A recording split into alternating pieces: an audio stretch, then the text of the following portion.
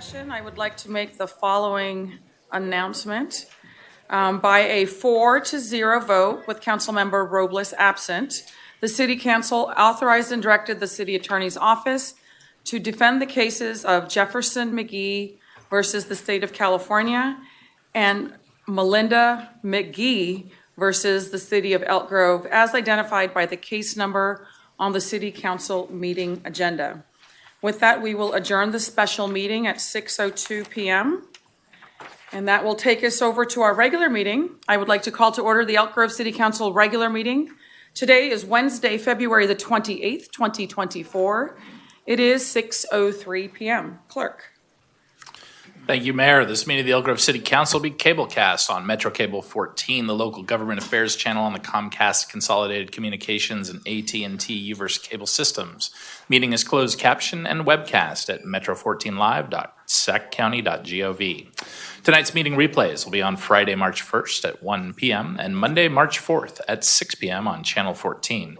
Previous meetings can be viewed online at www.elkgrovecity.org or youtube.com/MetroCable14. For members of the participating audience who may have personal electronic devices, please place them on silent mode during the meeting or on mute when you are not speaking. Elk Grove City Council welcomes, appreciates, and encourages participation in the City Council meetings. City Council requests that you limit your presentation to 3 minutes per person so that all present will have time to participate. City Council reserves the right to reasonably limit the total time for public comment on any particular noticed agenda item as it may deem necessary. Pursuant to Resolution Number 2010-24, no individual speaker concerning public comment may address the City Council for more than 3 minutes. If you wish to address the Council during the meeting, please complete a blue speaker card, which can be found at the back of the chamber, and provide it to the Deputy City Clerk prior to consideration of the agenda item. Thank you, Mayor. And with that, we will move into Section 1, which will start off with the roll call. To commence the roll call, I will note that Councilmember Robles is absent, and then I will head over to Councilmember Spies. Present.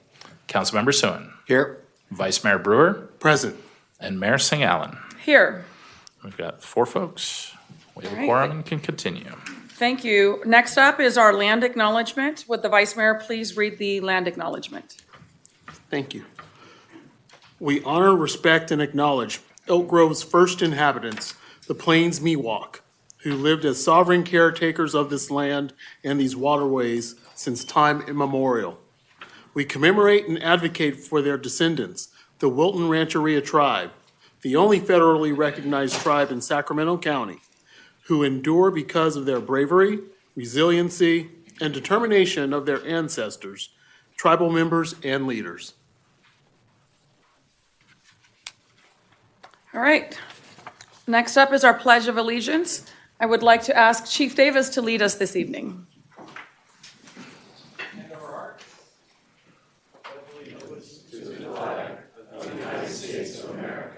And to the republic for which it stands, one nation, under God, indivisible, with liberty and justice for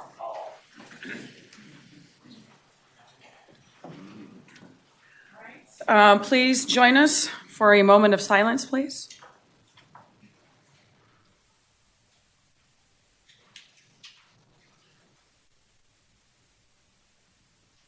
Thank you.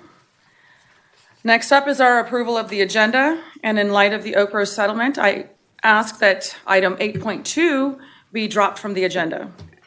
So moved. Second. All right, we have a motion and a second. All those in favor, please say aye. Aye. Aye. Thank you. Next up. Under Section 3, the closed session, there are no closed session items on the regular agenda, which will advance us to Section 4, our presentations and announcements. And our one presentation this evening is item 4.1, which is a proclamation declaring March 3rd through the 9th of 2024 as Women in Construction Week. All right, very good. Let's see.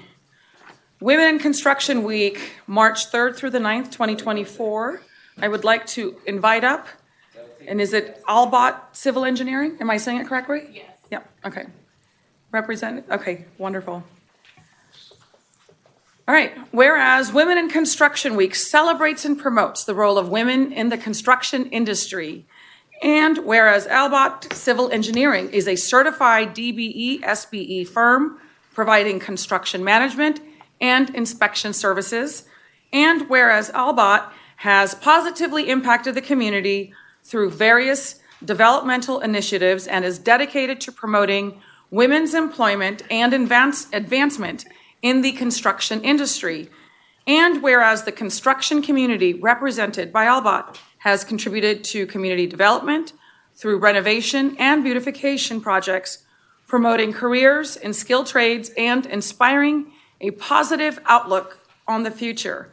And whereas Albot, I hope I'm saying it right. Okay, Albot You're fine. has been working collaboratively with many organizations such as Caltrans District 1 to achieve successful outcomes for the Sacramento region and the surrounding areas. Now therefore be it resolved that the City Council of the City of Elk Grove hereby affirms and proclaims the week of March 3rd through the 9th, 2024 as Women in Construction Week, and recognizes that Albot Civil Engineering has steadfastly worked on behalf and in support of women in construction, and we encourage our community to congratulate the organization for its many accomplishments. Congratulations. Thank you. Floor is yours. Thank you to the mayor and to the council for this recognition. Engineering and construction has been a great opportunity and has provided a great many opportunities to myself as a woman in engineering. And it means a lot to us to be recognized. So thank you. Thank you. Stay right there and we'll be right down.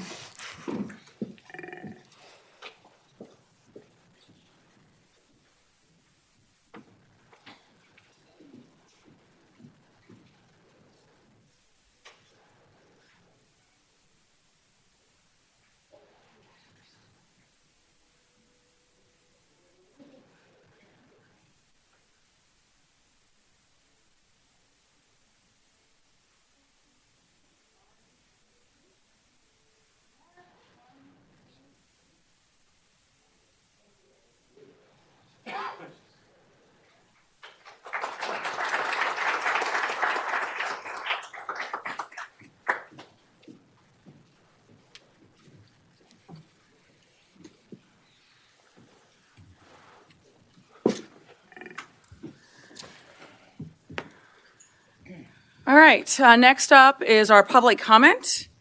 And let's see, we have several folks signed up to speak. We'll start with Harold Van Dyke, followed by Wayne Evans.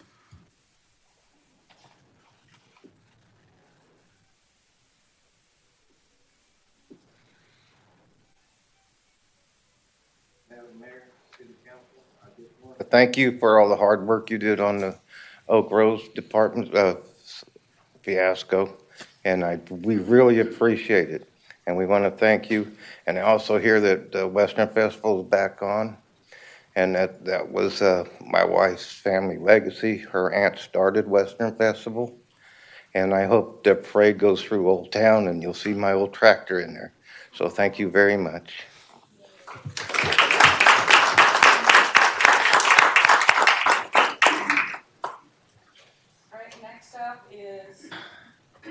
Harold Van Dyke, followed by Wayne Evans. Oh, I'm sorry, Wayne Evans, followed by Oswaldo, I'm not sure even, Osagueda. And I apologize now if I butchered your name.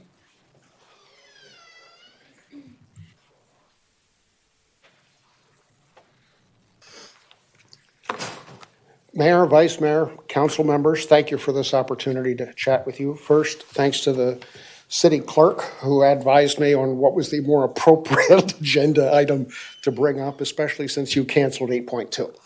Okay, proposed move of an affordable housing complex from Old Elk Grove up towards, last thing in the news, Elk Grove, Florin, Calvine, Waterman, so over into this area by the sports complex. What I've heard in the news so far, the city owns the property. The city doesn't own the property. So I'd like some clarification of facts as to, what it's going to cost to get us down into there. Also, careful thought, which I'm sure your planners will do, and I know this is for future work, will give careful thought to transition, okay? Who's going to be in this affordable housing complex? Homeless, I understand getting people out of cold, rain, weather, fine. Low income, I understand giving people a place to live that they can afford. Registered sex offenders, are they included in this? Will there be registered sex? And by the way, because that was where that location is, I'm at the other end of Brown Road. So that's my skin in the game for this. The other thing I'd like to raise as a concern is, I used to work in the Department of Corrections. I was an IT, not a correctional officer. But the department learned that if they wanted to put a new institution out there, there was much less community opposition if that new institution went in where there was an existing institution. That's why Folsom has Folsom and Sacramento. There's a couple of similar two-institution, one location down in Southern California. So I hope all potential sites within Elk Grove may be equally and fairly reviewed with, again, thought too, if you have some affordable housing complex already, maybe put it down by there. That was it. Thank you all very much. Thank you, sir. If someone could get him the settlement terms and then also maybe a list of all of our, from the housing element, the RENA sites, I think might be helpful so you can get an idea of where the sites have already been approved. Thank you. Madam Mayor, and if you would, could you please leave your name and number? I represent District 3. Be happy to have a conversation with you and hear your concerns. Okay, thank you. Thank you, sir. Thank you. Oswaldo, not gonna even try the last name, followed by Liz Marshall, and please help me, how do you pronounce your last name? I'm going to Alcegueda. Alcegueda. Yes. You say it right. Good evening, council members. My name is Oswaldo Cegueda. I'm a field representative of Carpenters, Sacramento, which is cover also Sacramento County. So, but I also work on the north side, representing 46 counties in North California. So I personally come and speak from personal experience how struggling for construction workers experience on a daily basis. That's why I feel that labor standards language is very important, because it will only help create some type of guidelines developers to follow. Language like healthcare, apprenticeship, and local hire will only set standards for contractors. When it comes time to bid a project, I feel like healthcare is important part of language, since 50% of construction workers rely on some type of a public assistance to be able to provide some type of healthcare for their families. This is one of the reasons why the lack of healthcare keeps workers away from industry and provides a shortage of a workforce on many job sites in California. Apprenticeships is also something we should focus on, since these programs will only elevate the living standards of these individuals by providing them a debt-free education. With this in mind, construction workers will only be able to secure jobs in their communities and have sense of purpose. Finally, local hire will benefit our community in many ways. One could be reducing a carbon emission by reducing vehicle mileage traveling by construction workers. Also, this will make a huge impact by creating a work and a life balance for families in this county. This will lead no more construction workers to become involved in our community in events like this one. By implementing language like in these future construction projects that are coming down the pipeline, it will only set the level standards for developers that bid on projects and will only cultivate responsibility markets for good contractors. This will help to set a structure for future projects and set a bar of developers that are coming, like in this county. And thank you for your time. All right, thank you, sir. Next up is John L., followed by Steve Lee. I missed who? You missed a group. Scroll back up. Oh, you're right, sorry. Good Okay. evening. Are you City John? Council, yes, ma'am. Okay, after John will be Liz. My apologies. I've been living a life that I never thought I would ever live. First of all, I found out about 3 years ago that I was a modern-day slave for around 20 years. And I've been distributing money ever since I was a kid, through securities, through bonds, investments, you name it. So when it came to my attention, I fought it, and I've been fighting it ever since. And come to find out, there's congressmen involved, and it gets a lot heavier than that. But with the time I have, I can't really go into that much detail. There's a lot of money involved here, and I had my own securities involved that I was going to retire with 2 years ago. And when those got sold out, I called the police. I called the police 162 times over what happened to me. I've lost 26 devices in the past 3 years. And come to find out, they told me, during the call with the police, the call was intercepted, and I don't know what was said. Next thing I know, you're coming with us, and I spent a year in jail. So I'm terrified to call the police. In these logs that I just downloaded in my device now, there's a lot of money. What they're doing is swapping securities for crypto. And I've gone to the FBI. I've written letters. I mean, I've wrote a letter just recently to the Oversight Committee. And I'm waiting on a response. And I'm at the point now where I don't know what else to do.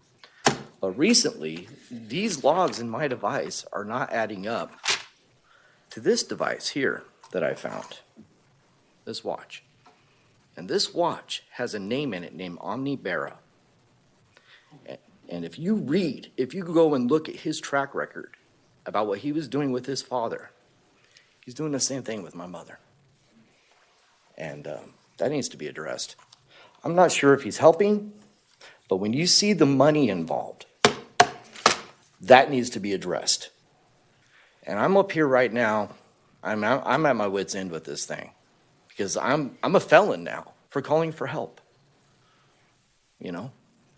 And I've done everything I can possibly do to make this right in my life. And I just wanted to address it so you guys have a little understanding of what's going on here. And it's hopefully it gets to the House Oversight Committee. And then for me, this is just practice at this point. Thank you, sir. Ma'am, thank you. I'm not sure if I can guide you to anyone. No worries. I just wanted you to have an All right. understanding. Thank you. It's Our police department is available if should you need it. And I wish that didn't happen that day, but it did. And I learned a lot since then, but I also learned Thank you, who's sir. involved. Thank you. Ma'am.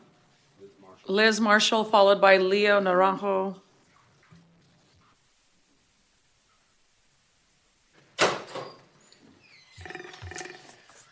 Hi, my name's Liz Marshall, and I'm going to try to get through this since I hear I only get 3 minutes. And so I'm a property owner here in Elk Grove, and I'm here to discuss the transitional housing that you are trying to put in at 8484 Elk Grove Florin Boulevard. And first, I wonder, where's the outreach? The other spot had people crawling out the windows because they were so outraged, but where's the outreach? Nobody in my neighborhood's heard of it. I got this pamphlet in the mail today all about Elk Grove activities, not a mention of it. And so why aren't the property owners being, in my neighborhood, being informed? So the mayor says it's a win-win, but I say, no, it's not. A 63-unit complex in our neighborhood is way too big. It's not a win for me or my neighbors who are already in a residential neighborhood. It's a decrease in our home values, it's congestion, it's school crowding, it's crime, it's blight, it's police calls. Let's not forget about the safety. At night in my neighborhood, I've always been able to go out in the hot summer nights and go for a walk. Now I'm going to have to rethink that. What about kids walking home from school Tomorrow was going to be the first day I walked home with my granddaughter from school so she could start learning. And me and her mom laughed that maybe by 6th grade we'll actually let her do it off the table. This is not a win for the homeless either. You are marginalizing the people putting on the very edge of the city. You cross the street, they're in Sacramento. There's no amenities for them. There's no social services. There's no medical facilities, no library, no jobs, no chance of them staying in that neighborhood because besides those few businesses on the corner, everywhere you look, residential housing, and that's the way it should stay. So back to the whopping 63 units you want to put there. Who's going to live there? Single men, families, drug addicts, parolees, as the other guy mentioned, sex offenders? It's way too many people in a place with a neighborhood already established. Who's policing? Who's paying? What about the increased crime, the blight, the calls? Who owns it? Is that grant money going to really be enough to make this work? I don't think so. As the wife of a career police officer, I have a little insight on this. And I know what bringing something like that into the neighborhood is going to do. And it's going to make me not safe. It's going to make my grandchildren less safe. And if I wanted to move, I'm going to lose money on my house. I'm going to have to possibly lose my homeowner's insurance the way things are going. I'm retired. I'm not in a position to now make all these life changes. It's a lose, lose, lose for the residents. It's a lose for the homeless. And it's a lose for you guys because you've already been written up in the paper and said that you're doing not so good a job. Your time is up. I invite you to have Councilmember Spies is available if you want to leave your information so we can provide some additional information for you. Thank you for coming. Thank you. All right, next up is Leo Naranjo, followed by Steve Lee.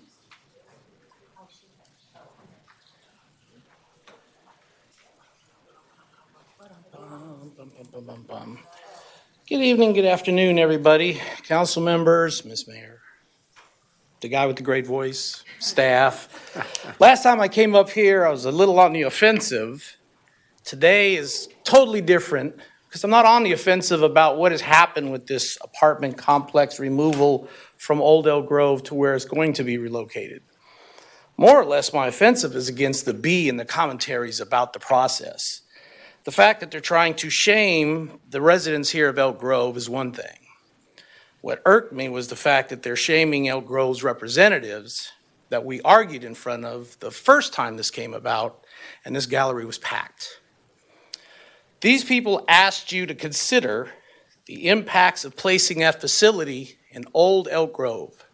They asked you to fight for them, as you promised when you asked to be elected. And you seem to have done that from what I'm reading here. You've relocated it to an alternate position, which is what should have been accomplished the first time. I'd like to make mention to a few people in this process. There's a young lady that can't be here tonight. Her name is Denise, and I hope she's feeling well. There's a young lady who, for some reason, seems to be prejudiced against the process because she didn't want this to even be announced, thinking it was a divisive issue. And I made the announcement on social because I wanted people to know what was happening and going on in Elk Grove. I want to thank the two young girls that came here today, those teenagers, and expressed their concerns about what they would go through if this facility came to be in the middle of the Old Elk Grove. To the residents here, the older residents, the younger residents, the business owners that came here and presented their concerns to you, the people that presented themselves as lawyers that gave you the legal argument against them. I want to thank everybody that did that. And most importantly, to thank you for actually standing up against what I think and what I call a tyrannical demand that the state put on this city. Seems to be very questionable, this SB 35 law that we were being sued and threatened with. That our AG, the Attorney General of California, is more concerned with forcing the building of a homeless center in the middle of a town than he is wrapping up and dealing with the crime overrunning our whole state.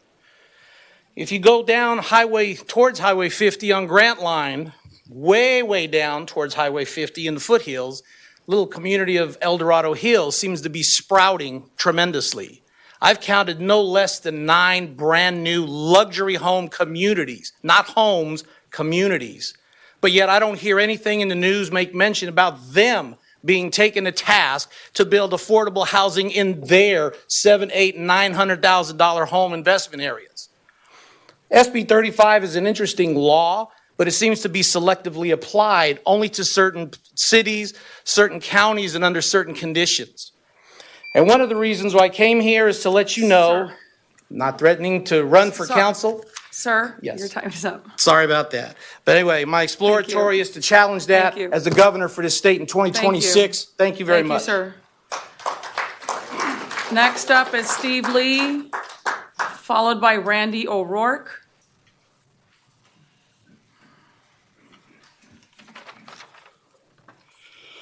Good evening, Madam Mayor, council people. How are you tonight? Tonight, you're going to hear a stream of constituents lauding your work as it relates to the Elk Grove project. I have a bit of a different view to those boisterous neighbors. First of all, I realize that low-income housing was an inherited problem for every one of you people up here. You didn't create it. It was created by your predecessors, every one of them back to the time of incorporation. They kicked this thing down the road and ignored the problem until you had to deal with it. I understand that. I've been here since any of you were here speaking at this podium. I know that you had to deal with SB 35. It's taken local control away from you and the local municipalities like ours because we've ignored it for so long. The problem is SB 35. The problem is your predecessors.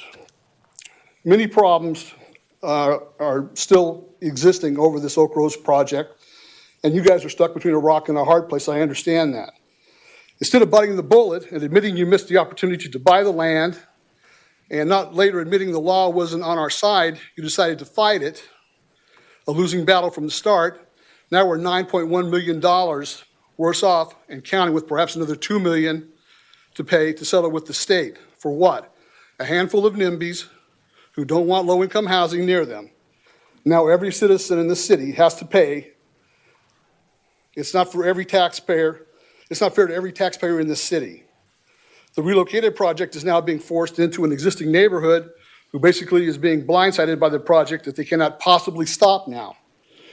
Where's their representation? Why can't they scream NIMBY and have the council cow to them?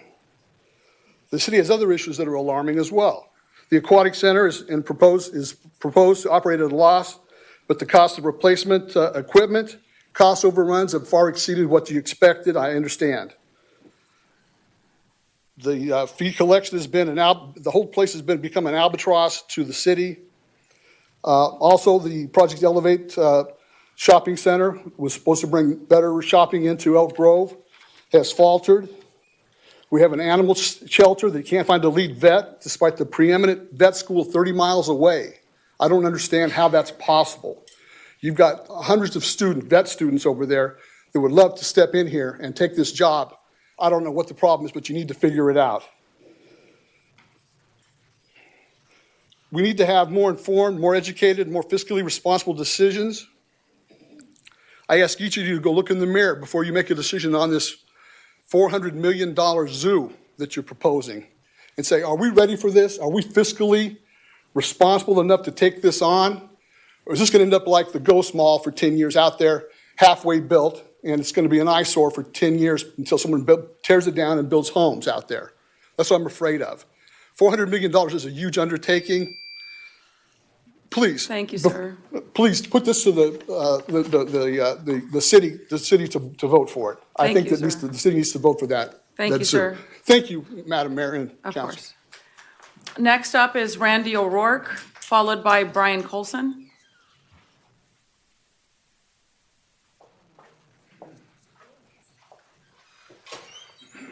Well, this is actually a little bit more friendly situation for us here between you and me, because I think I accused you guys of not doing your job, or at least that's what you said to me the first time I came and spoke.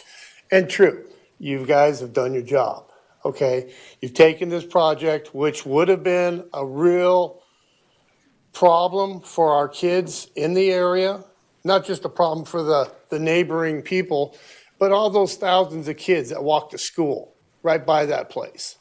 You guys took it upon yourselves, you stepped up, and even with Bonta waving his magical sword at us, you still stayed in check and kept him in check. I really don't agree with what he did. He should be working for us as an arbitrator versus working against us like a political pundit. But I just wanted to say thank you. You guys did your job and convey that to, whoops, I don't need these. These things don't work for me. I'm more of a speaker of outside of that. But again, thank you. I'll make it short and simple. That's all we wanted. You guys came to play and you made the work. You know, they said that we couldn't do anything about it and you guys changed it. So I appreciate that. Thank you, sir. Next up is Brian Colson, followed by Randy Becker. Thank you. Thank you. Thank you. Thank you. Thank you. Thank you. Thank you all. You're all beautiful people. You work hard for the community. I don't know what else to say. When I first came here, I had never seen anything like this before in my life, and I've built everything in Elk Grove. And I mean everything in Elk Grove. We go to Project Ride, to Jesse Baker, to the schools, to the parks, to everything in Elk Grove. And it's a miracle that I'm standing here today with a smile on my face, thanking you people for everything. We're moving forward in life. It can't get any better than this. You guys work so hard to make this go through for the whole community. Everybody. Kevin, beautiful, man. Darren, beautiful. Bobbie, I thank you very, very much. And Rob, we still got more to do, bro. We're going to keep working. We got our little homeless thing going. And we're going to make Elk Grove good all the way around. The zoo, I can't wait for the zoo. I mean, we got our casino. There's not really much that's, we got our food, our beers, our dining. Man, we got so much stuff. We got parks, we got swim pools. We just need a zoo. That's all we need. My 3 minutes up. Okay, well, I'm just here to thank you guys. Really, I am. Beautiful people. Worked really, really hard. Thank you very much. Thank you, sir. Next up is Randy Becker.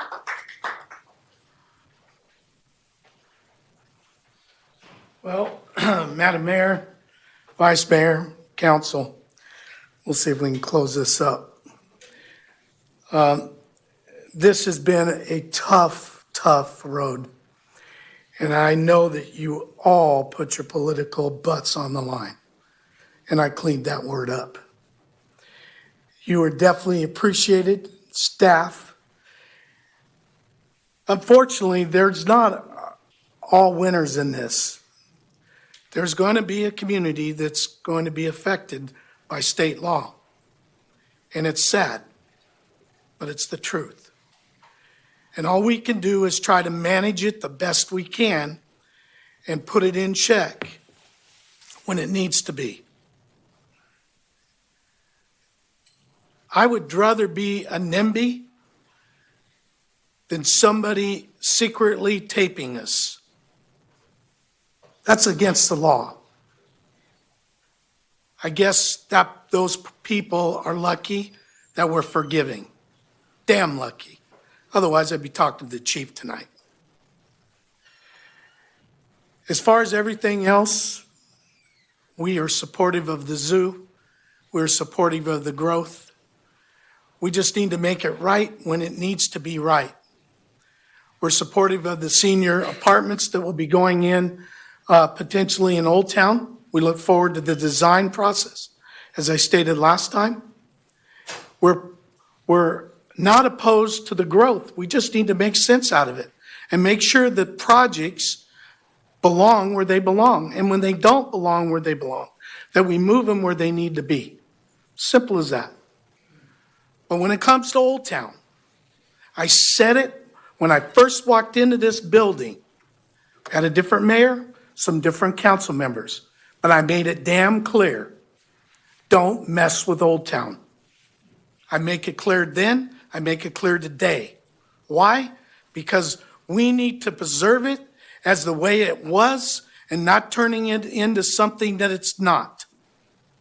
We have Elk Grove Park for a reason. I'm sure in the decades, people were after that park, but it was preserved for us and our children and our future. That's exactly what we need to do with Old Town. Every old town in this country needs to be saved. Ours is no different. Thank you. Thank every one of you. We appreciate it. Good night. Thank you. All right, Mr. Becker was our final speaker, so I will close the public comment opportunity and move on the agenda to item number 6, our city manager's report. Good evening, Madam Mayor, Vice Mayor, members of the City Council. A few items to report this evening. First, just a couple reminders, things we've been talking about for the last couple of meetings, deadlines coming up. The first is the Shining Stars, the Elk Grove, recognizing volunteers in our community. The deadline for that is tomorrow, so please help anybody that's thinking about submitting those nominees get those in. We also have Elk Grove 101, which is a great program that we have that's going to be launched this spring. And we have quite a few people who already signed up to register. We have a couple more days left. That'll close out this Friday. So if you know people that are interested in participating in that, please encourage them to go to our website and sign up for that. We have a Coffee with a Cop coming up tomorrow morning at from 7:30 to 10:30 a.m. at the Starbucks at 8868 Bond Road. It's a great opportunity to get to know people behind the badge and for our officers to connect with the community. So we'll hope many will stop by to say hello. And finally, Elk Grove Animal Services will host their next drive-through vaccine clinic on Saturday, March 9th from 8 to 11 a.m. at the animal shelter.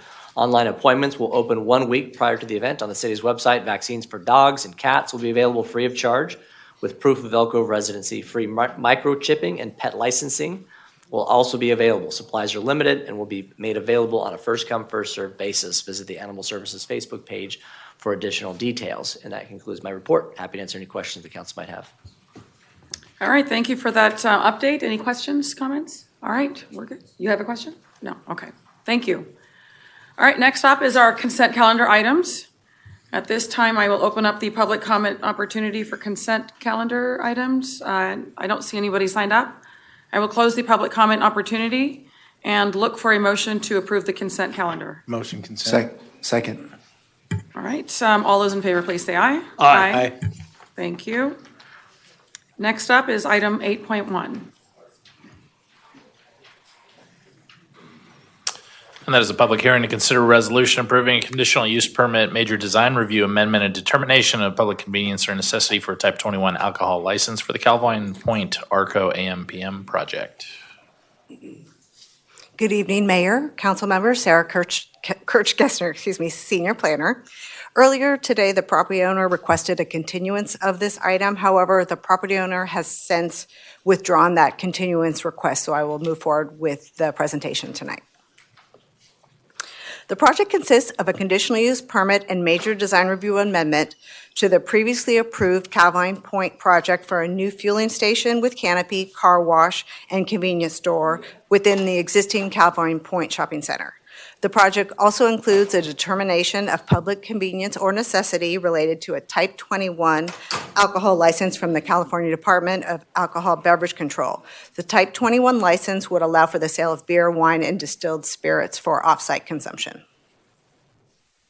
The project site is located along Calvine Road near the southwest corner of Calvine Road and Elk Grove Florin Roads. Kohl's, Bank of America, El Pollo Loco, the Island Pacific Seafood Market, City Sports Club, and one multi-tenant shops building have all been constructed on the site.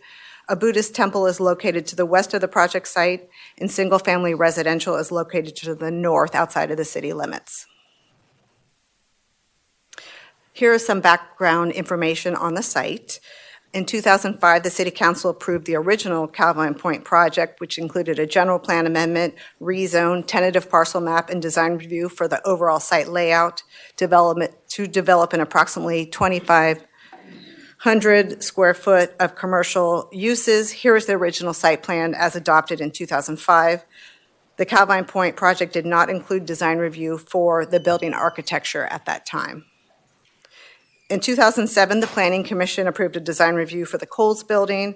As part of the Kohl's design review approval, the overall site layout was shifted, and design reviews for the Island Pacific Seafood Market, the Bank of America building, and El Pollo Loco were subsequently approved by the planning director. In 2019, the council approved the Calvine Point Amendment project, which included a major design review amendment and a new conditional use permit to modify the overall site plan, once again shifting some building locations, as well as adding 3 drive-through locations. The proposed project would replace the previously approved Shops 1, Drive-Through 1 building, which is circled here on the site plan. The general plan land use designation for the site is regional commercial, and the zoning designation is shopping center, which is generally characterized by retail and service uses serving a regional market. Fueling station and car wash uses are conditionally permitted on the site, while a convenience store is permitted by right. The project is consistent with the general plan policies as well as the municipal code development standards for the project site. The proposed project consists of a new approximately 3,349 square foot automobile fueling station with a convenience store with an attached self-service car wash.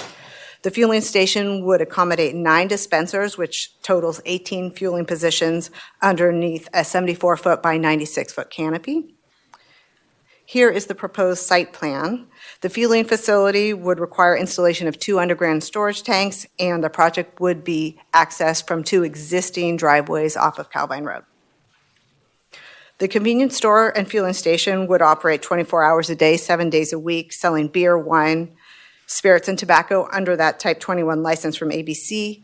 The car wash would have hours of operation restricted from 7 a.m. to 10 p.m. The vehicles queuing for the car wash would not create any traffic congestion for the entrances and exits on Calvine Road as analyzed in a traffic study for the project. The proposed fueling station is more than 500 feet away from any existing fueling stations consistent with code requirements. The applicant also submitted a noise study determining that those additions of the hour of operation restrictions of the car wash and vacuum, that the project would not exceed the city's general plan noise thresholds. Staff believes that the proposed project would have minimal impacts on the surrounding neighborhood and would provide a variety of uses and services to the neighborhood.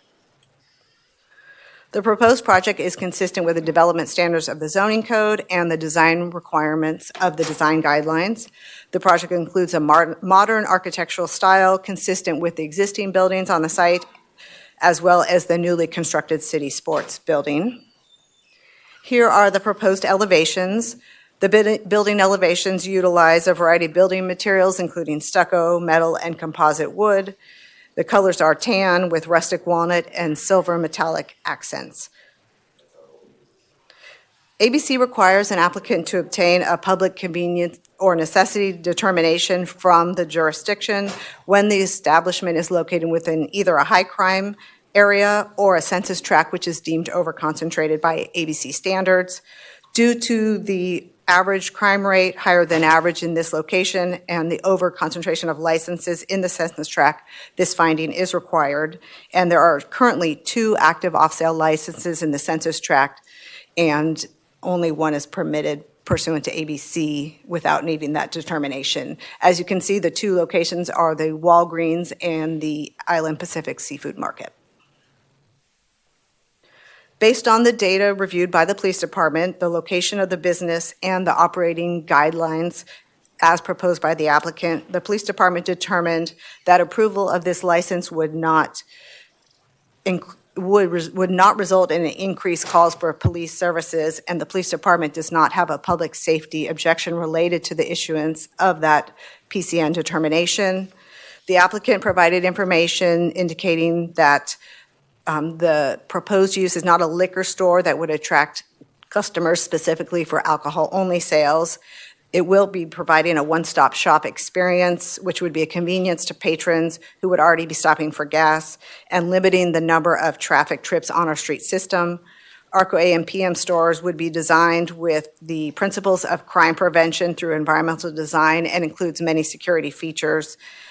Additionally, AMPM does conduct on-staff training for age-restricted sales. The project is exempt from CEQA pursuant to CEQA Sections 15332, infill development projects, and 15162, subsequent EIRs and negative declarations. An EIR was prepared and certified as part of the Calvine Point project, and this project is subject to that Calvine Point MMRP.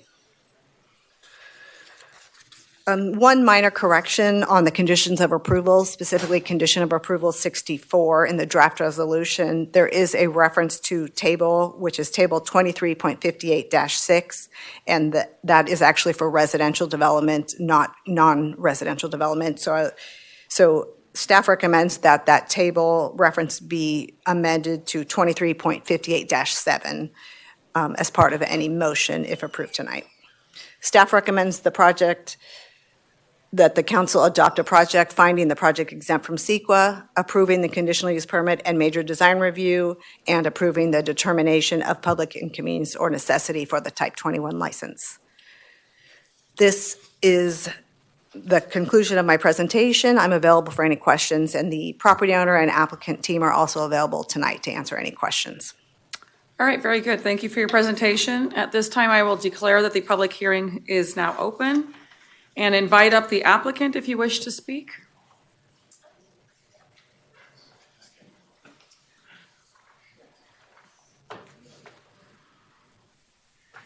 Dan Golwin, I'm the architect for the project representing BP Products, and I don't have a presentation prepared. I thought Sarah did a great job. We've worked hard with the city to come up with a design that was compatible with the shopping center. We're pleased with the outcome, and like I said, we're here to answer any questions you have.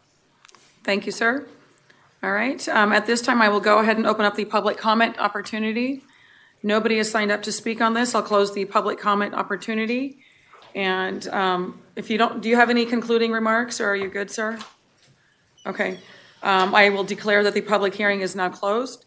Mayor, happy to move staff recommendation. I do believe that our... Oh, I apologize. Go ahead. Yes. Perfectly fine. Go ahead. I will second the motion. Okay. Did you have any additional questions or comments? Nope. I'm good. All right. You made the motion? I did just want to jump in. I think we had also just with to note the modification. Modification on the table. Yes. Are you willing to amend? Yeah. Okay. Amend the motion to reflect the comment from Ms. Kirschgessner. Second. All right. All those in favor, please say aye. Aye. Thank you. All right, as we know, item 8.2 has been removed. That takes us to item 9.1. And that's to receive the fiscal year 2023-24 mid-year budget report and consider a resolution amending the 2023-24 budget and authorize changes to the fiscal year position control listing.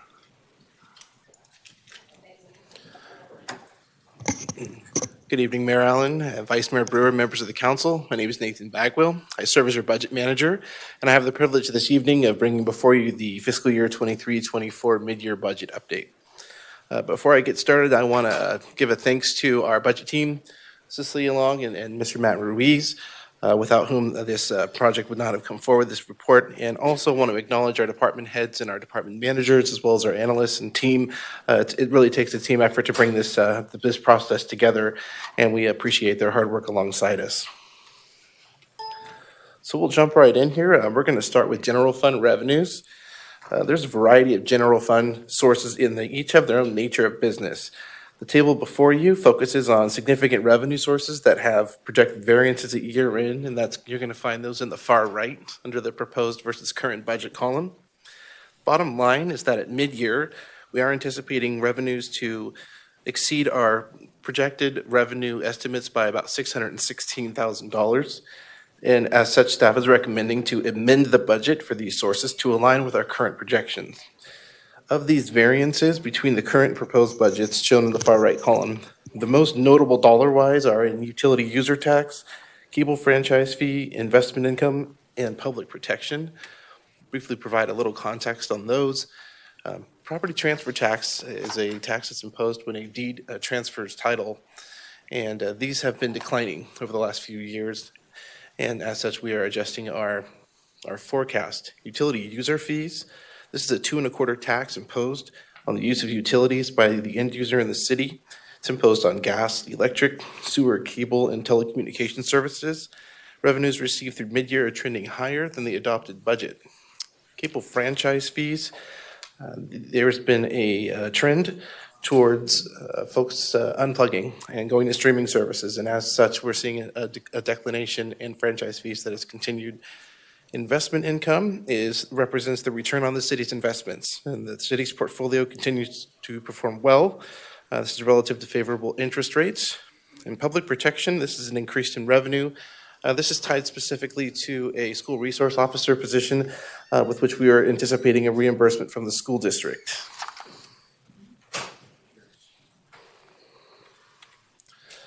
So we're going to jump into general fund expenditures, and at the midpoint of the year, the city has spent about $39 million, or 44% of the current year budget. As of this point in the year, the city has saved in expenditures $3 million in total spending this year. That is all in salary and benefits, and it's relative to compensation.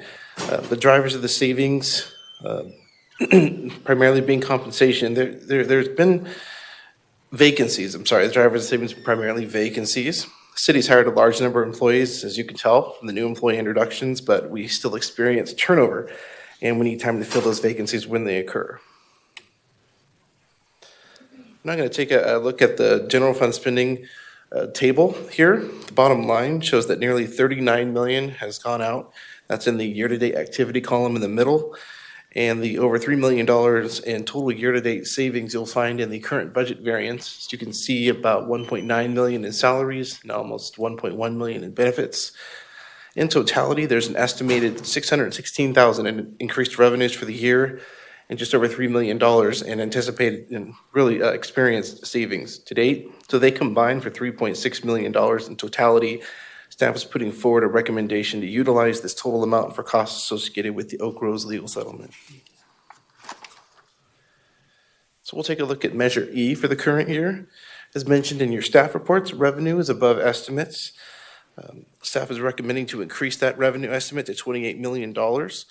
This is an increase of $5.5 million. And what that means is the city's current year allocation of revenue will increase by $2.75 million for a total allocation of $14, while the CCSD would receive an additional $1.6 million more for a total allocation of $8.4 million. This is reflected, the CSD's component is reflected in the table on the tax sharing line. With regards to expenditures, about $6.2 million has been expensed by the city in the current fiscal year. There is one new position proposed for Measure E funding. This is for the Police Department Special Operations Bureau. We'll get into further detail of that when we discuss recommended position control listing. The city and the Community Services District met with the Measure E Oversight Committee on February 13th, and we will meet again in May to review the proposed fiscal year 25 expenditure plan. So we're going to take a look now. We're going to steer away from the general fund. We're going to talk major general funds, specifically development-related and enterprise funds. For development services, revenues have been trending above budget. Operating expenditures in the developer billing side of engineering services are trending above budget, we believe, due to higher than anticipated billable work. Revenues do follow these expenditures. They typically lag revenue since the expenditures are based on bills received by consultants after the work is performed. Roadway program fees are trending significantly higher in the current year. The main driver behind this we believe to be residential development fee collections. So as such, staff is recommending an increase in budgeted revenues for $3 billion to the road fee fund. For the major capital facilities funds, revenue at mid-year, they are trending generally above budget. In some cases, they've already exceeded the budget. The higher than anticipated revenue activity indicates that even during a real estate activity slowdown in the region, private new construction activity remains strong here in the city. For all these funds, these capital facilities funds, spending activity is typically low in the first half of the year. This is because there is a lot of large projects in these funds. Construction season tends to start later in the second half of the year, and large capital projects often span multiple fiscal years.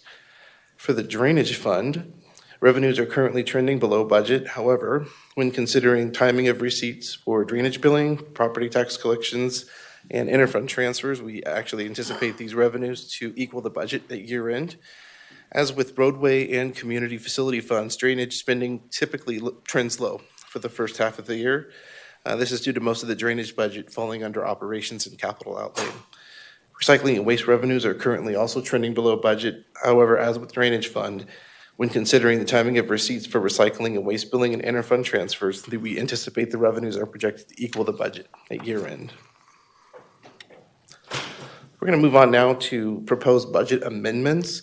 As mentioned earlier, the additional anticipated revenue of $616,000 and $3 million in expenditure savings for a total of $3.6 million are to be utilized for costs associated with the Elk Grove legal settlement.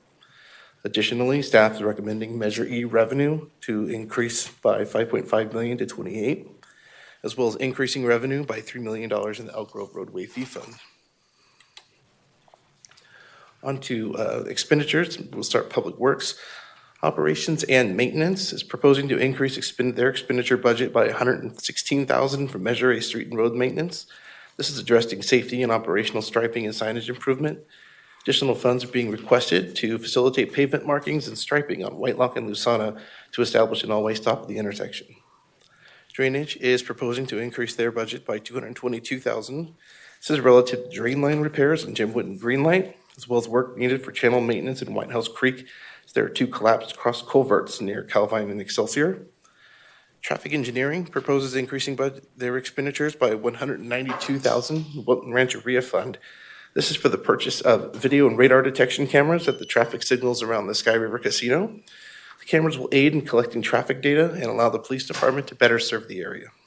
Additionally, Traffic Engineering is requesting $79,000 to purchase collision database software.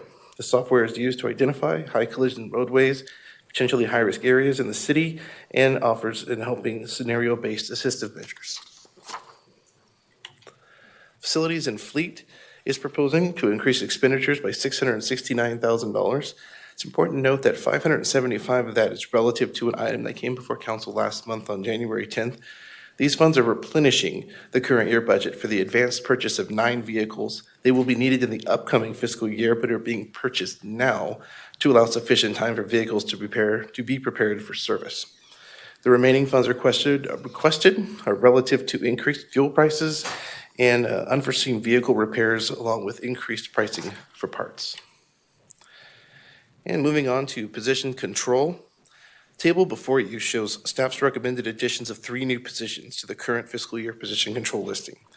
The Housing Division is converting a temporary full-time admin analyst to a permanent position. This is being done to assist with work related to homeless and affordable housing, particularly managing the city's affordable housing portfolio, investments in new affordable housing, implementation of new homelessness programs, and performance reporting. The estimated new cost in the current fiscal year is $25,000, with an ongoing annual cost of $144,000 for affordable housing. 2 new police officers are being proposed. One of these positions will address increased workload demands on the Police Department's Special Operations Bureau.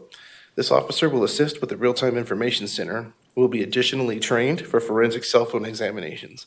This position will be funded by Measure E funds. The second proposed officer position will serve in the city's Youth Services Unit, works to target issues with youth in Elk Grove, and increase the youth program offered to develop positive relationships with youth in the community. The focus of this position will be drug prevention and education, and it will initially be funded by opioid settlement funding. As noted in your staff reports, these opioid settlement funds are anticipated to continue for the next 18 years. The city has received sufficient funding to cover the costs of this position in the fiscal year and on an ongoing basis. However, upon exhaustion of these funds, or if costs ultimately exceed the funding source in a given year, Measure E will serve as the secondary funding source for this new position. The estimated costs for the new position, beginning with the Measure E funded position in the Special Operations Bureau, is $88,000 in the current year and $140,000 on an ongoing basis. For the opioid funded position, $165,000 in the current year. The difference in the increased cost is because of vehicles needed for that position, and $140,000 on an ongoing basis. So staff is recommending that the council adopt a resolution amending the fiscal year 23-24 budget and approving the changes to the position control listing.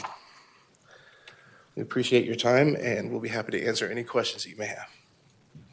All right, thank you for that excellent report. Thanks. At this time, I will go ahead and open up the public comment opportunity. I do not have anyone signed up for this item. I will close the public comment opportunity and open it up for council comments and questions. I'll start to the right. Councilmember Spies. I don't have any questions. Okay, very good. Councilmember Suen. Thank you, Mayor. No questions other than just happy to see things, a fair amount of things are trending upward that provided us the offset for the settlement that we were just talking about. And it's good to see you again, Mr. Bagwell. Likewise, thank you very much.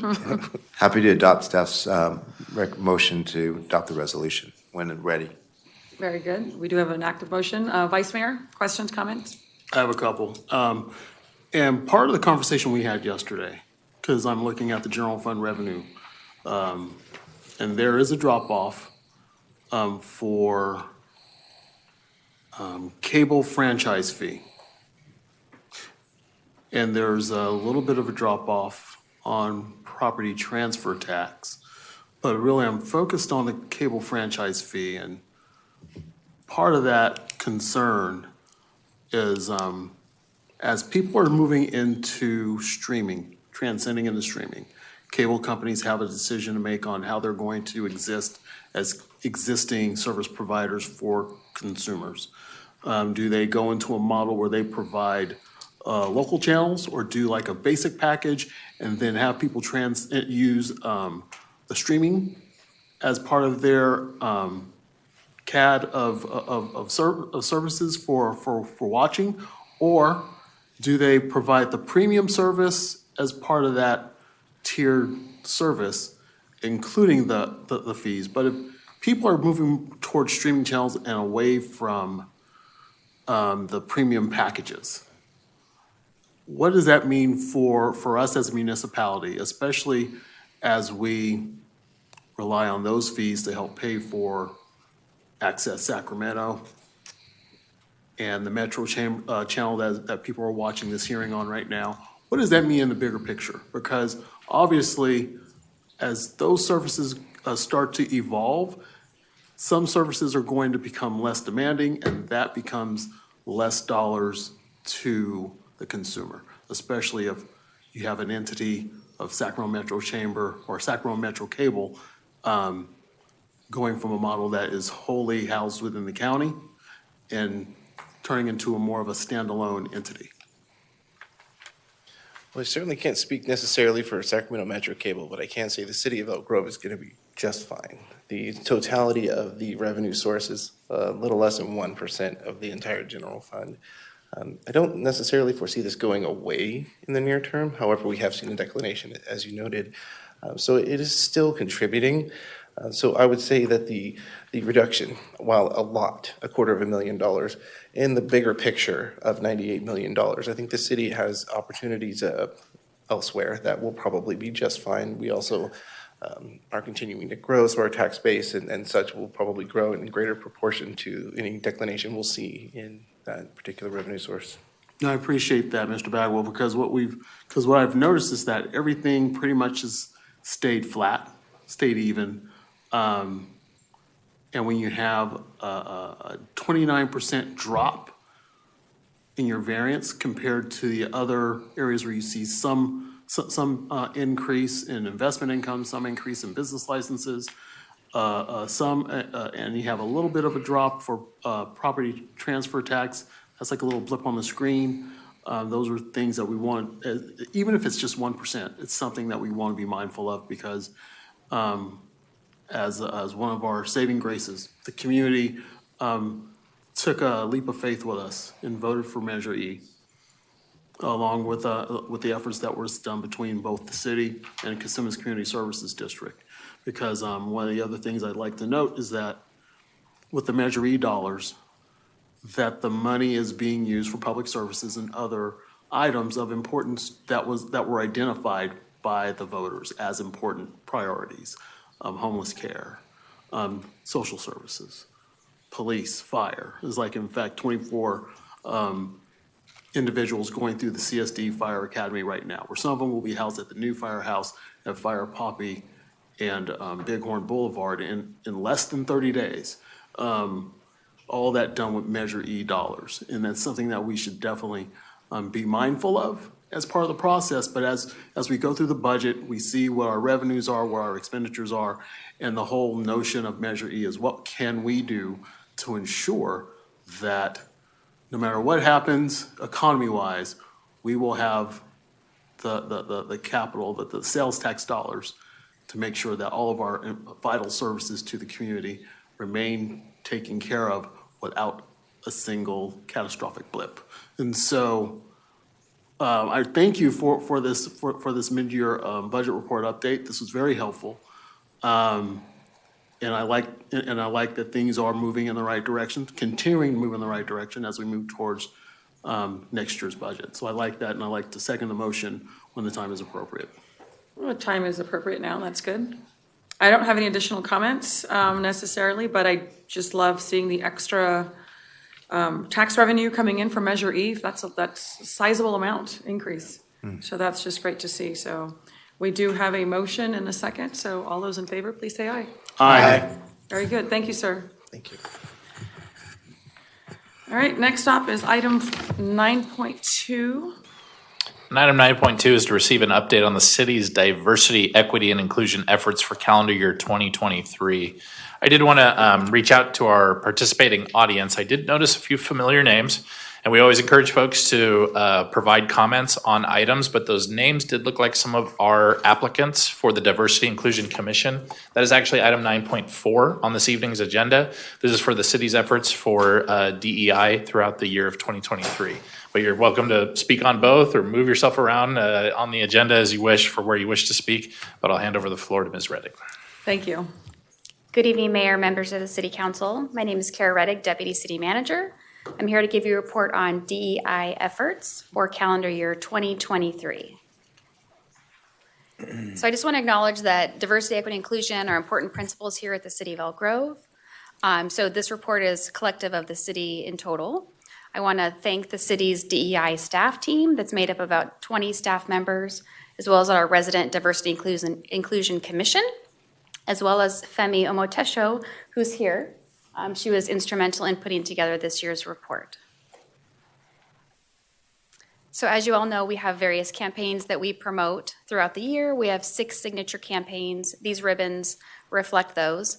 We put out 29 tributes to historic and iconic figures last year, as well as 57 DEI posts acknowledging holidays or awareness months. We trained about 33% of the organization last year on a DEI-related topic. That's actually a little lower than our goal because we did change our training calendar last year. We were doing it on a fiscal year basis, and we decided to switch to calendar years. So it was a little easier for staff to track that they completed their yearly training. There were 19 council proclamations that were brought before the City Council. We raised the Progress Pride flag on June 1st. Council supported a resolution for the United Nations Convention on the Elimination of Discrimination, on all forms of discrimination against women in December. The Resident D&I Commission prepared a land acknowledgement that is in use today. We established some welcome wall murals at 3 of our city buildings. We provided email signature enhancements, so if staff want to use their pronouns on their email signatures, they can all be done on a consistent basis. We continued with our mentorship program, and we had a really important conversation with the Historical Society regarding their Civil War event that had a positive outcome. So there's quite a few efforts that go on in our Human Resources Department. So they completed a compensation study for all unrepresented staff to ensure a fair and transparent pay structure. They started and are continuing a classification study which looks at job descriptions for staff. And they continue to implement DEI best practices in their hiring process. So I'm going to take a minute. We're going to go over a few charts that relate to who we're bringing into the organization and who the organization is comprised of. So the new hires last year, there were 36% of the new hires were white, 64% were non-white. So compared to 2022, the ratio of white new hires was 55%, compared to non-white new hires was 45%. In regard to gender, in 2023, we had 53% of the new hires were male, 47 were female, and in 2022, it was a little bit switched. 46% were male and 54% were female. So those essentially kind of traded each other. The organizational turnover ratio is listed here. In 2023, it went down a little bit from 2022. So that's actually positive and more in line with the prior years of the last 5 years. So this is a 5-year chart on our gender ratio diversity of the entire organization. So you'll see in 2021, 2022, and 2023, we were generally comprised of 52% male and 48% female organization. So this chart is really a really different chart from previous years. This is a 5-year snapshot of our employee diversity. So this does not include Caucasian staff. But essentially, you'll see a 1% increase from 2019 to 2022. And then in 2023, you'll see the number is 43%, so it's a 4% increase, which that just goes to show the level of diversity that we brought into the organization in 2023. So I would anticipate when we're here next year that we may see a reduction in that number because we did consistently just see a 1% increase, and now we see a 4% increase. But the goal is to be reflective of the community, so this is positive. So I'm not going to go over all of these, but we obviously have our Disability Advisory Committee, our Diversity and Inclusion Commission. The chief has his advisory board. Our police department does a lot of outreach with the community. We participate with the Chamber of Commerce Economic Equity Task Force. Our Economic Development Department has joined some other local chambers. And then we sponsor other businesses and participate in professional organizations related to DEI. So in 2024, we have quite a few initiatives. I just listed a few. But we really want to create a new video for staff. It's kind of like why people work here, why they want to stay here. So prospective staff, so prospective employees can see who they might work with. We want to continue our staff training and development. We want to have the Diversity and Inclusion Commission look at the Code of Ethics from a DEI lens because that was implemented before that commission came on board. We want to continue nonprofit partnerships and really work to continue to appreciate our hardworking staff. So this is the conclusion of my report. It's just a few highlights from the report. If you have any questions, let me know. Thank you. Excellent report. I will go ahead and open up the public comment opportunity and ask the two that have signed up to speak. I imagine you're here for item 9.4 with a nod. Yes? Okay. All right, perfect. So I will go ahead and close the public comment opportunity. And council questions, comments, we'll start to the right. Thank you, Ms. Reddick. Appreciate it. Definitely overall good news. One of the things that I find most important in this diversity, equity, inclusion space is ensuring not just that everyone has the opportunity for jobs, but that there's parity in compensation across the board. And I may have missed something in here, but can you just briefly explain how we ensure that there is equity in compensation relative to some of the subjective issues such as education, experience, et cetera? How do we just make sure that everybody's paid fairly within their bands? Does that make sense? Yeah, I'll give it a try, and then I'd like to ask Melissa to feel free to chime in. So one of the big projects that we completed in 2023 was the compensation analysis, which is there are 13 jurisdictions that Elk Grove compares ourselves to. So if I'm a deputy city manager in Elk Grove, we have a consultant that goes out and looks at deputy city managers in all of those other jurisdictions. So they take out, gender in that comparison, and they look at the title and the duties that I'm doing, and those get compared to other jurisdictions that are our comparator agencies. Mm-hmm. So that's one way that we ensure, I'm in the right pay band. Mm-hmm. But Melissa, do you have anything you'd like to add? Sure. So what we do is all job offers are facilitated by the Human Resources Department.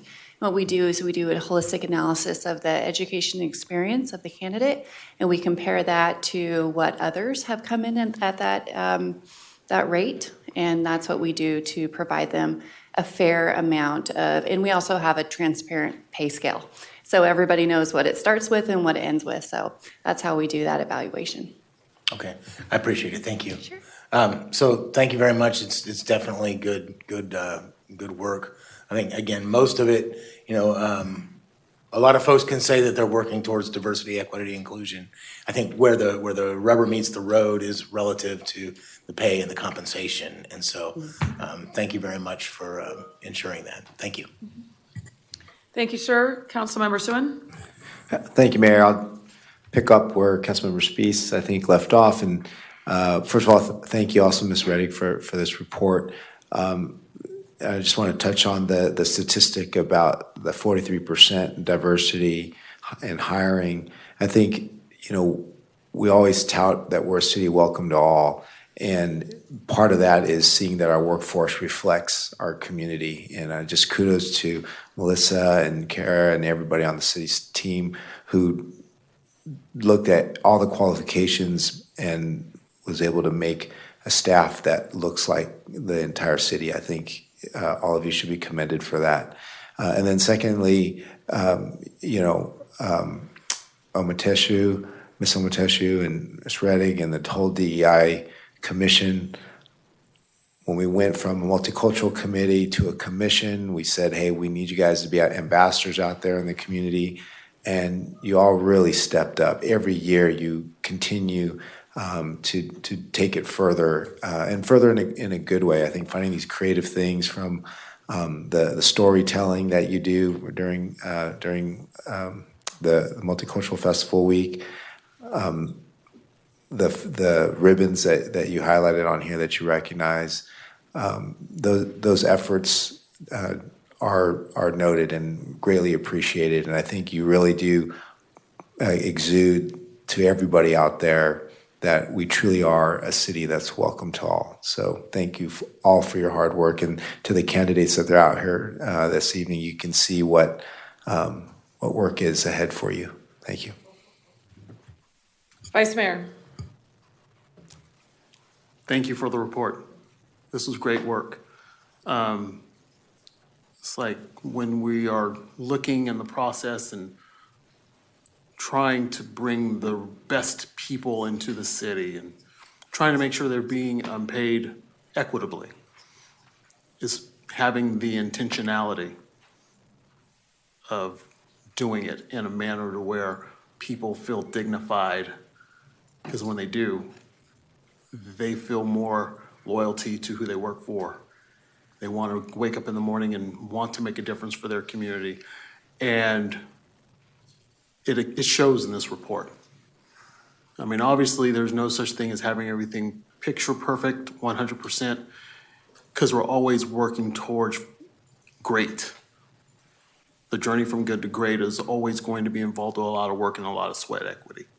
And that's what, and I really appreciate the data in here, because prior to 2019, we didn't know what these numbers reflected. I think a lot of people felt that local government, especially our city agencies or special district CSD, just didn't feel like the city reflected them or looked like them or felt like they were getting a fair shake from their agencies based on who they dealt with. And so having those honest discussions, having that intentional nature of seeing where we are and how far we need to go is very important. And acknowledging the events that are being done through the Diversity and Inclusion Commission is very important as well, because before it was the Multicultural Committee, myself and then Mayor Gary Davis was having a conversation on what can we do to help the community feel like they're part of this city. And seeing it grow from there with the other council members have been very helpful. And then in 2018, myself and then Assemblymember Cooper, as he was leaving the city council, we were looking at what are the numbers in the fire department, what are the numbers in the police? And we made that uncomfortable ask, but it was needed, because to have that honest discussion and to help foster the current gains that have been experienced in both departments have been very helpful because of that. And so I really commend your work on this, Ms. Radig, Ms. Rojas, and your connected teams, because this is really helpful. This is super helpful, and I'm very thankful for that. Thank you. Thank you. Excellent report. I want to echo the comments from Councilmember Suen as it relates to our diverse workforce, that the workforce looks like the community. Seeing that reflective in those numbers is wonderful to see. So great work there. In regards to the training, what kind of additional incentives, how do we get more involved in the training? Because to the point where we can get to 100%, that would only make us stronger. So I definitely would like to see a little bit more focus on how do we penetrate that more and get the vast majority, if not all of our employees trained on this great work. The mural outside, I've gotten many, many compliments, done many interviews out there recently, and everyone's commented on how wonderful the murals are and definitely reflect our city being welcome to all. So thank you for that. And I also, on that Civil War issue and just how we were able to troubleshoot that through that lens, I think it did not go unnoticed. So thank you for all of the great work and that you all continue to do collectively. So thank you for that. Thank you. All right, very good. We will move on to item 9.3. And that's to receive a presentation on a new Measure E supported marketing campaign promoting a cleaner, more sustainable city.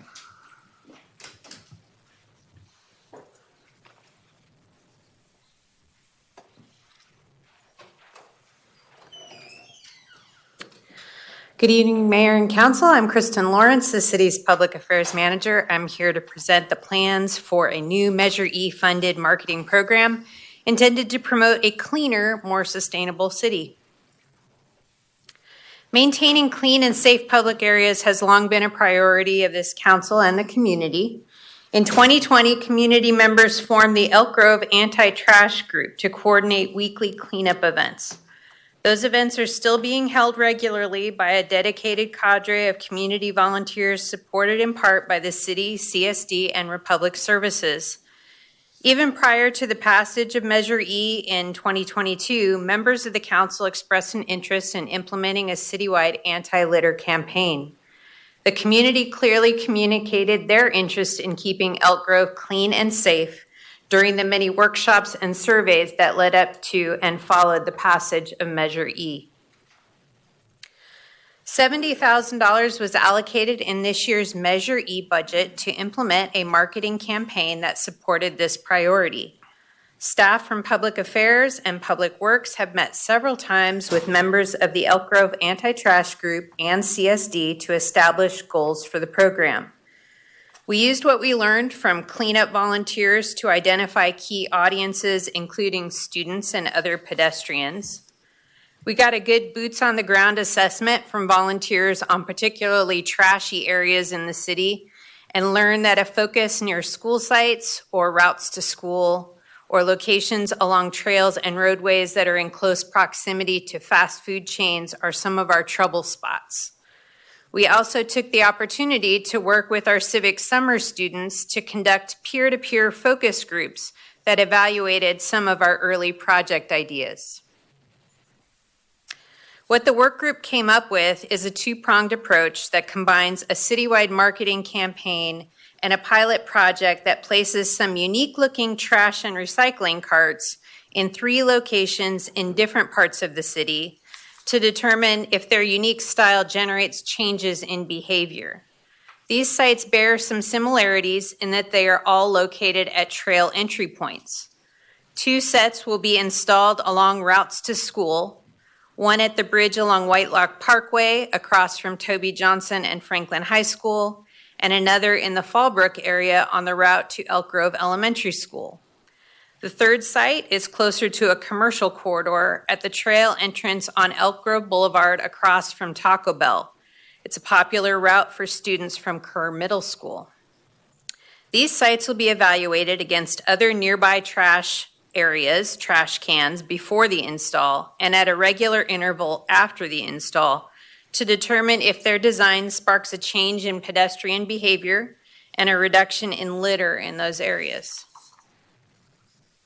The design of those cans, the sample photo is merely a sample. The design of those cans are still in development, but they'll provide a fun vibe consistent with the youthful vibe we're creating in the campaign, but in accordance with the color coding for trash and recycling carts that are now mandated by state law.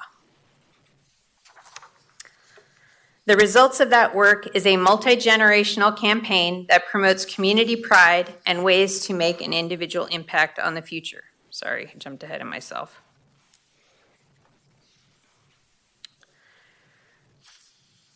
Our team considered a campaign and realized that reducing litter is just a part of the city's larger sustainability goals. As our graphics team kicked the proverbial can around, we came to an aha moment that a campaign that paired the anti-litter message with some of our other green initiatives could create synergy with the work of several city departments and establish a longer-lasting campaign.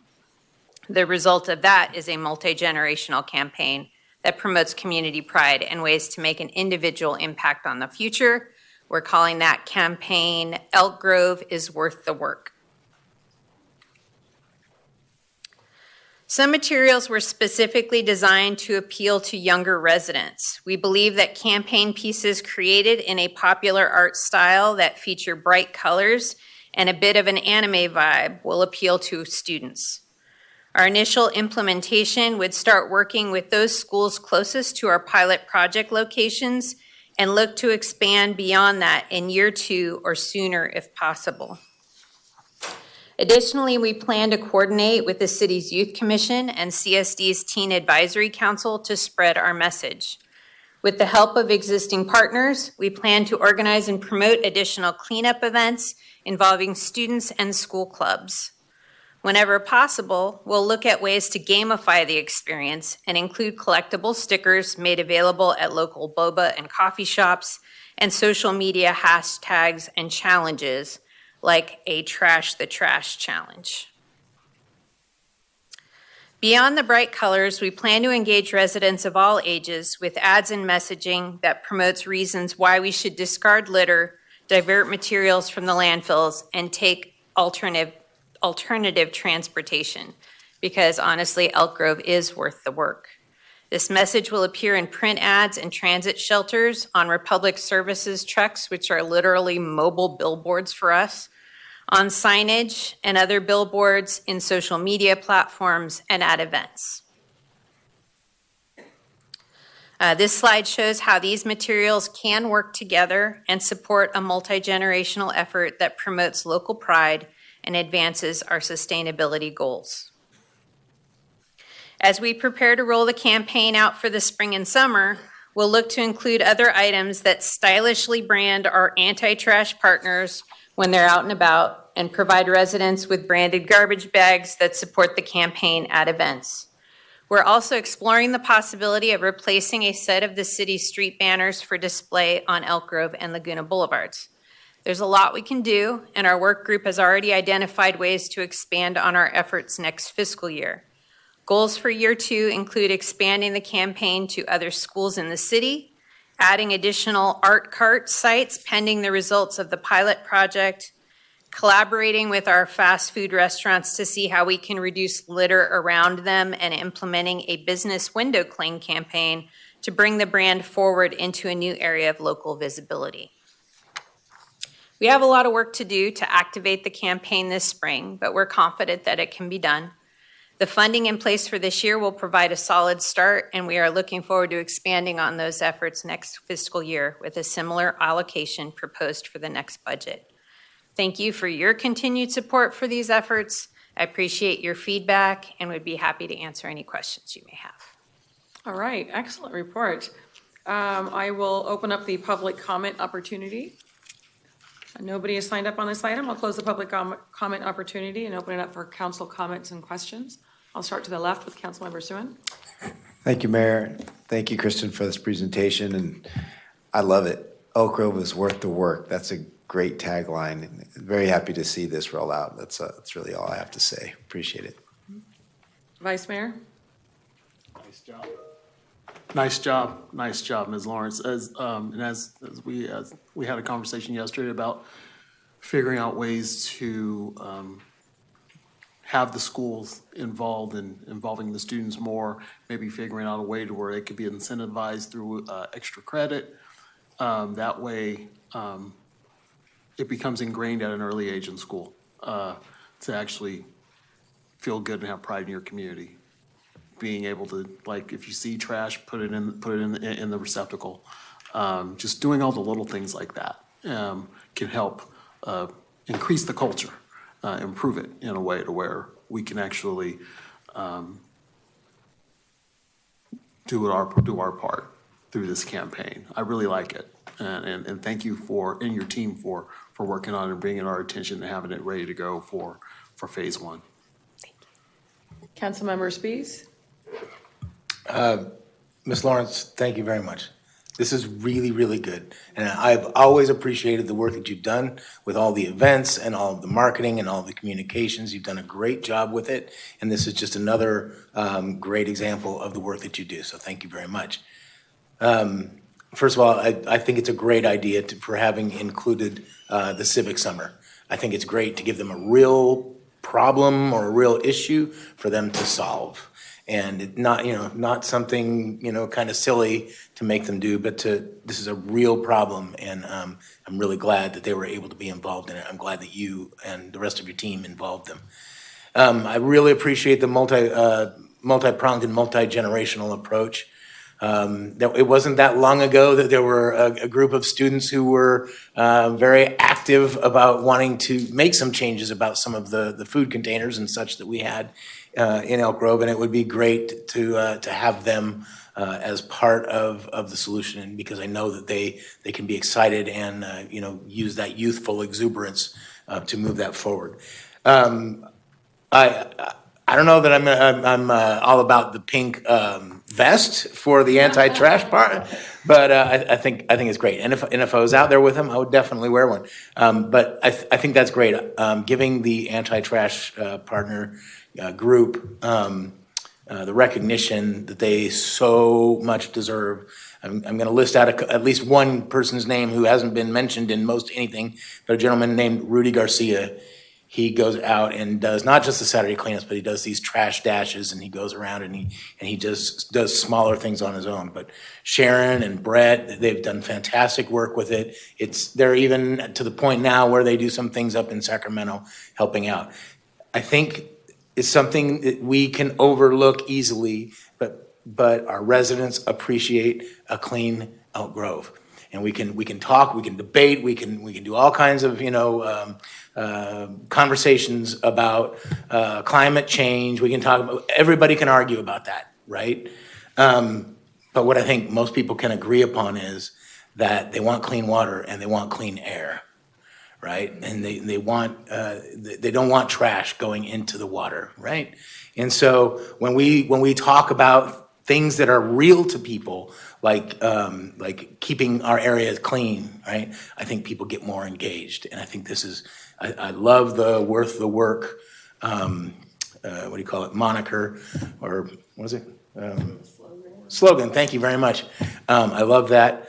But Kristen, thank you very much for the work. It's very, very good, and I know that you weren't the only one, but it's great leadership with it. So thank you very much. Thank you.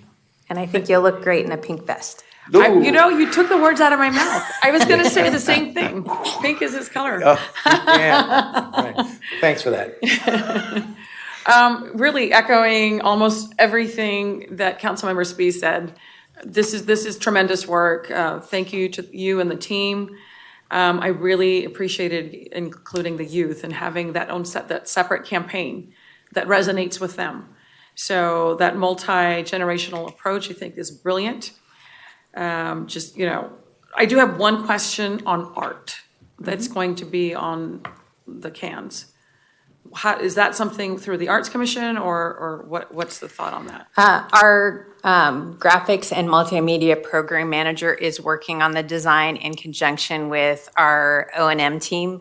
There was some mock-ups that were created early on, but we've had some back and forth discussion in trying to hold to some of the color requirements from the state has kind of required a bit of a pause, and we're looking at how we redesign to make it still youthful looking, eye-catching, and integrate those colors. Okay. We could certainly bring that to the commission for a review at some point, but we're not quite there yet. Okay, so, but it sounds like the work is being done in-house, which is what I was looking at. So, thank you. All right, excellent report. Thank you. I appreciate all that you do. All right, next item, 9.4. Item 9.4 is to consider authorizing recruitment for one voting member vacancy on the Planning Commission and consider appointment of one voting member to the Diversity and Inclusion Commission. Good evening, Mayor, Vice Mayor, and Council Member, although I'm sure Councilmember Suen can hear me from the back room. This is a two-part element tonight, and the first is about opening up a recruitment. We had our last Planning Commission meeting. Planning Commissioner George Murphy announced that he would be stepping down from his position on the Planning Commission. As we see with vacancies, often there are also vacuums that can happen after someone's had such a legacy of service. Part of what staff was putting together was, as we looked at the composition of the current Planning Commission, we have all district seats represented currently. And part of looking at the service of Commissioner Murphy, in the outreach materials, we have a recommendation of encouraging applicants that demonstrate an understanding of the rural Elk Grove experience, and to see if applicants are bringing that in. Because sometimes when we have an open field of all districts represented, we get a lot of applications. And so part of this is also to kind of narrow that focus and scope going forward. But if the council has any direction on that, staff are all ears. The second element is probably what we have most folks here for speaking on tonight, and that's for the one position on the Diversity and Inclusion Commission. As we went from the close of the application deadline, there were a couple more applications that came in. So actually 12 applications came forward in total for the one vacancy. But we have a few folks signed up to speak tonight. I'm sure they're here to address their candidacy. And so I will stop talking and turn it over to the council. Okay, thank you very much. Before I open up the public comment opportunity, as it relates to the Planning Commission appointment, the preference, of course, because we do have all council districts represented, one of the things that I really, really appreciate with Mr. Murphy is not only his global perspective, but because our rural community does deserve to have a voice. And so my preference will be, when I come back with a recommendation after I have, we'll vet everyone, but the preference at this juncture, hopeful, assuming we get an applicant, I'm hopeful that we get several from the rural area, but that the rural area would be a priority and a preference. Mayor, and I'm not necessarily opposed to that, but like we said, we have everyone covered.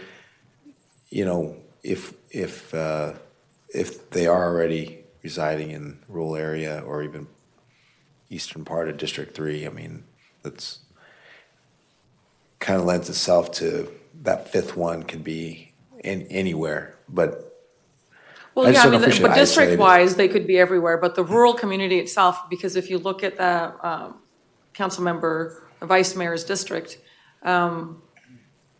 two very distinct parts of the city. Yeah. So the rural community, and in talking, of course, with Mr. Murphy, of course, if we don't get anybody, then it opens it up. But I certainly will be looking at someone from the rural area as a priority. Yeah, fair enough. Yeah, thank you. Okay, so then I will go ahead and open up the public comment opportunity for item 9.4. We have two speakers, Brent Burfield, followed by Pedro Alejandro Gutierrez Duncan.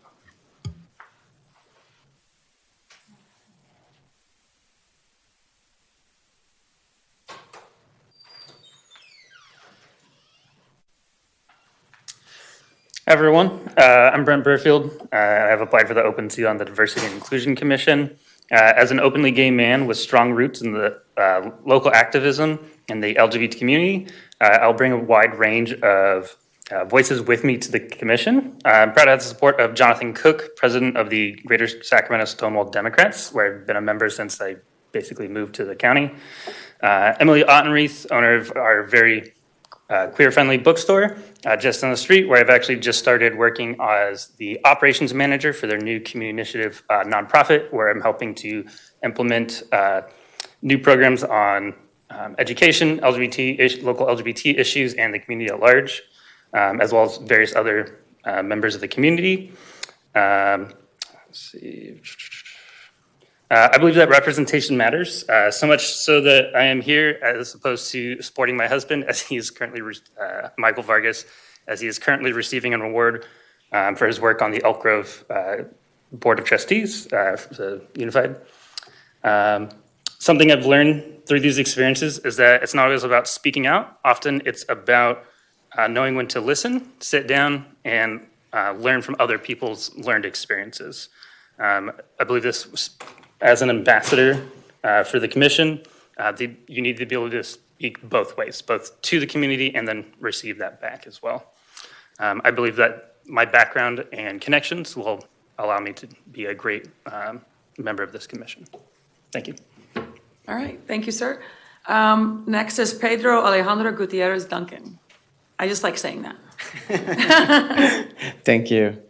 Good evening, City Councils. As a passionate advocate for diversity and inclusion, I aspire to serve as an ambassador for the Diversity and Inclusion Commission, ensuring that the rich culture of our city is not only represented, but celebrated.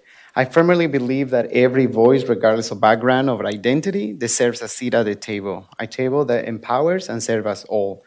Drawing from my own experience as an immigrant, a multicultural, bilingual, queer individual, and the child of a woman who overcame immense barriers to education, I understand the challenges faced by marginalized communities firsthand. Yet, I refuse to let these challenges define me or dictate the opportunities available to others. My journey from being the first in my family to graduate college to receiving the prestigious Fulbright scholarship fuels my commitment to ensuring that such success become the norm rather than the exception.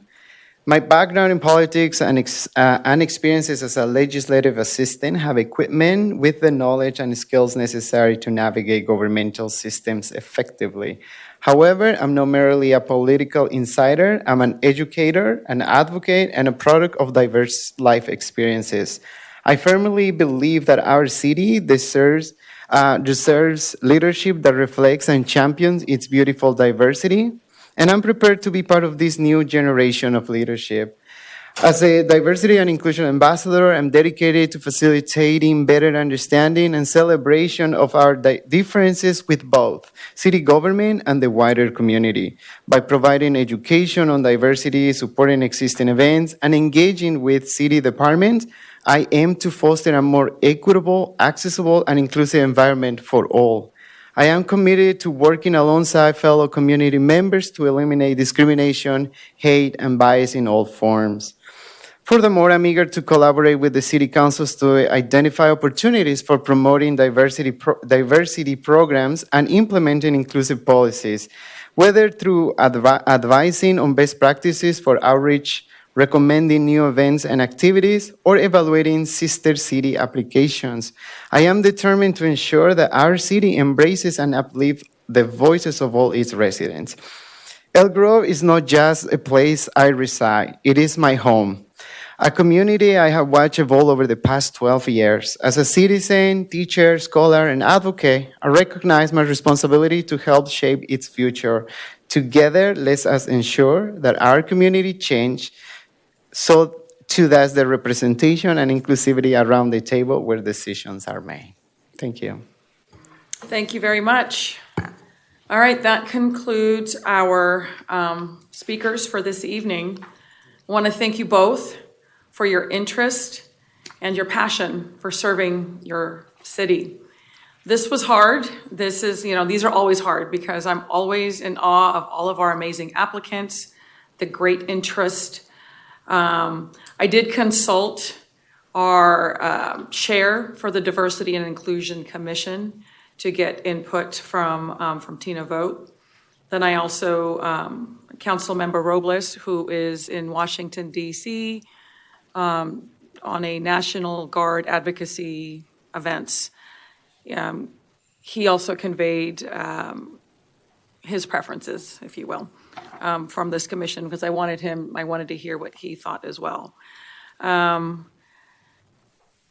You both have such strong candidacy, and then we look at, lived experiences and what you both bring to the table.